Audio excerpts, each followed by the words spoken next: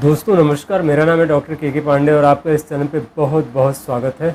दोस्तों आज हम आपसे बात करेंगे मोल्स के बारे में। मोल्स यानी तिल क्यों होते हैं, कैसे होते हैं, क्या क्या कंडीशंस होती है, इसके लिए कौन कौन सी होम्योपैथिक दवाएं यूज़ की जाती हैं। तो आज हम इसी के बारे में आपसे चर्चा करेंगे। तो आइए दोस्तों शुरू करते हैं। हेल्थ केयर के ऑथेंटिक जानकारी के लिए इस चैनल को सब्सक्राइब करें और बेल आइकन को भी दबाएं ताकि नया अपडेट आपको मिलता रहे। दोस्तों मोल्स जिसका फॉर्मेशन होता है मेलेनोसाइट्स के ज़्यादा मात्रा में एक जगह पे एकत्रित हो जाने के कारण। मेलेनोसाइट्स बेसिकली स्किन की जो कलर होती है उसको लोग बोलते हैं मेलेनोसाइट्स। यह अलग अलग जगह पे अलग अलग कंडीशन में कम या ज़्यादा हर इंसान में होती है। जैसे जो लोग ऐसी जगह पे होते हैं जहाँ पे सूर्य का प्रकाश कम से कम होता है तो वहाँ पे ये सूर्य के प्रकाश से और ज़्यादा कह सकते हैं कि और तेज़ी से बढ़ने लगती है। जैसे मान लीजिए जो लोग ऐसी जगह पे रह रहे हैं जहाँ पे ठंडी बहुत ज़्यादा है, सूर्य का प्रकाश कम पहुँचता है, तो वहाँ पे देखेंगे वहाँ के लोग गोरे गोरे होते हैं। क्यों? क्योंकि जो स्किन का कलर है वो मेलेनोसाइट्स जो सेल्स होती हैं, कोशिकाएँ होती हैं जिसके अंदर मेलानिन पाया जाता है, उसी के कारण उनका कलर चेंज होता है। इसी तरह से जो लोग गर्म प्रदेशों में होते हैं या जहाँ पे धूप ज़्यादा होती है या सनलाइट ज़्यादा मिलती है, वहाँ पे लोग सांवले या काले रंग के होते हैं। तो उसका कारण क्या होता है कि वो सनलाइट में ज़्यादा से ज़्यादा रहते हैं और वहाँ का टेम्परेचर, वहाँ पे सूर्य का प्रकाश ज़्यादा मात्रा में पहुँचता है। तो ये एक बड़ा कारण बन जाता है मेलेनोसाइट्स के उत्तेजित होने के लिए या मेलेनोसाइट्स के ज़्यादा मात्रा में फॉर्मेशन के लिए।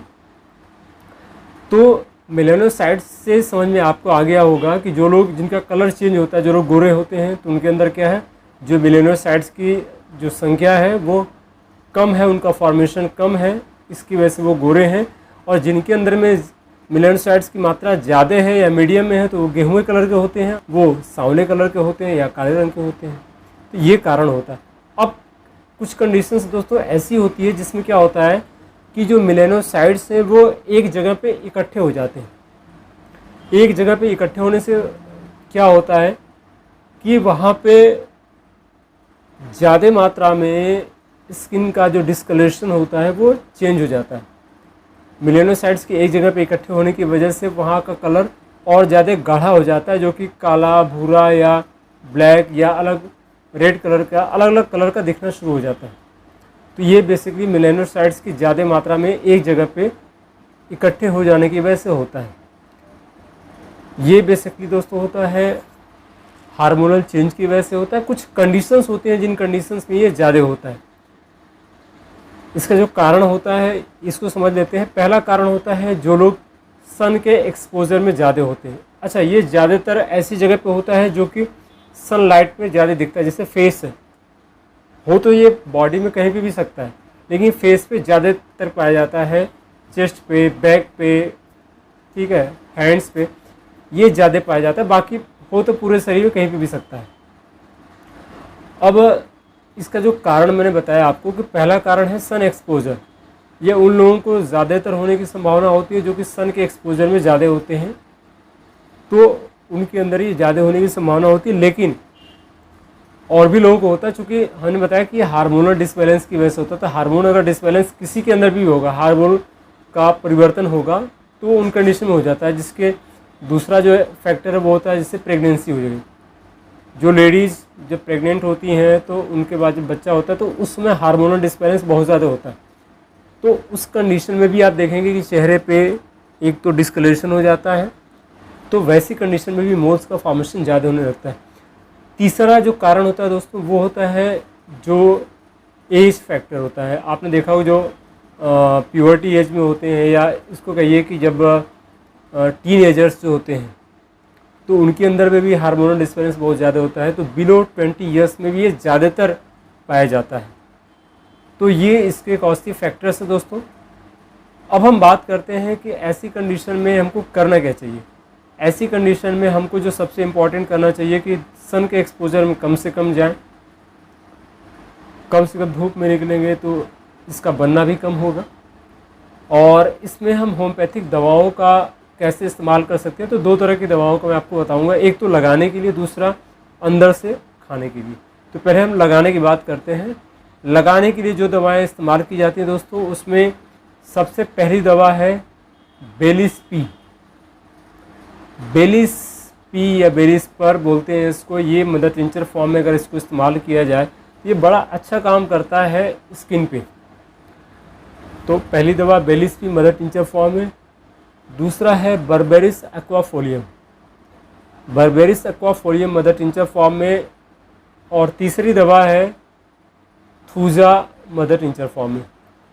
थूजा दोस्तों वहाँ पे इस्तेमाल ज़्यादातर की जाती है जब ग्रोथ हो, मतलब एक्सेस ग्रोथ। चूँकि ये आप समझ सकते हैं कि ये थूजा साइकोटिक मेडिसिन है, तो जब मोल्स के अंदर में ग्रोथ हो, उभार हो, तो वहाँ पे ज़्यादा अच्छा असर करता है।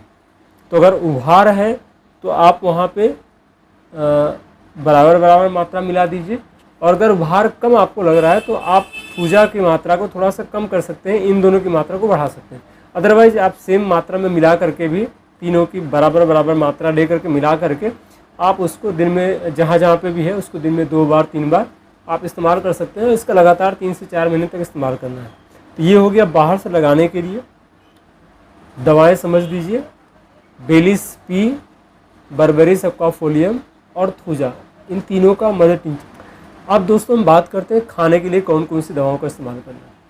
खाने में जो दवाएं इस्तेमाल की जाती है उसमें जो सबसे पहली दवा है वो है एसिड फ्लोर 200 पोटेंसी की, 200 पोटेंसी की एसिड फ्लोर दिन में 1 बार, और ये हफ्ते में 1 बार इस्तेमाल करना है दोस्तों। वीकली बेसिस पे दिन में इसको इस्तेमाल करना है। दूसरी दवा है लाइकोपोडियम 30 पोटेंसी में, दिन में 3 बार, सुबह दोपहर शाम। तीसरी दवा है पल्साटिला 30 पोटेंसी में, इसको भी दिन में 3 बार इस्तेमाल करना है। और वीकली बेसिस पे थूजा 200 पावर की इस्तेमाल करना है। तो वीकली बेसिस पे थूजा 200 और एसिड फ्लोर 200 पोटेंसी में इस्तेमाल करना है, और डेली बेसिस पे लाइकोपोडियम 30 और पल्साटिला 30। अगर आप इसका लगातार 3 से 4 महीने तक आप इस्तेमाल करते हैं तो आप देखेंगे कि धीरे धीरे, और प्लस ऊपर से लगाने वाली जो दवाएं हैं, तो आप देखेंगे धीरे धीरे इसका जो डिस्कलरेशन है, वो जो कलर है चेंज हुआ, वो धीरे धीरे करके नॉर्मल स्किन कलर में आना शुरू हो जाएगा दोस्तों। तो ये इस तरह से करने से आपको जल्दी से असर दिखना शुरू होगा। जो भी मोल्स बने हुए हैं वो धीरे धीरे करके नॉर्मल कंडीशन में आ जाएंगे। टाइम टेकिंग होता है इसको यूज़ करना और इसको सही करना, तो थोड़ा सा धैर्य के साथ इसका इस्तेमाल करना होता है। ठीक है दोस्तों, तो उम्मीद करते हैं कि ये चीज़ें आपको अच्छी लग रही होगी, ये जानकारी आपको पसंद आई होगी जो आज मैंने बात किया मोल्स के बारे में। और दोस्तों अगर जानकारी अच्छी लगी है तो इसको अपने ज़्यादा से ज़्यादा दोस्तों में शेयर भी करिएगा ताकि वो लोग इससे फ़ायदा ले सकें। चैनल पे नए हैं तो इसको सब्सक्राइब कर लीजिए, और नोटिफिकेशन बेल है उसको भी ऑन कर लीजिए, ताकि जितने भी इस तरह की इन्फॉर्मेटिव वीडियो में ले करके आऊँ उसकी जानकारी आपको पहले मिले। तो दोस्तों आप इससे फ़ायदा उठाइए, आपके आसपास में लोग हैं उनका इससे आप ट्रीटमेंट कर सकते हैं। और डॉक्टर की सलाह लेना सबसे इम्पॉर्टेंट होता है, वो तो सबसे बेस्ट तरीका होता है। तो दोस्तों उम्मीद करते हैं कि ये जानकारी आप लोगों को अच्छी लगी होगी, और जानकारी अच्छी लगी तो इसको लाइक करिए, शेयर करिए, चैनल पे नए हैं तो सब्सक्राइब करिए। और फिर मिलते हैं एक और इन्फॉर्मेटिव वीडियो में, तब तक अपना ख्याल रखिएगा। जय हिंद, जय भारत दोस्तों।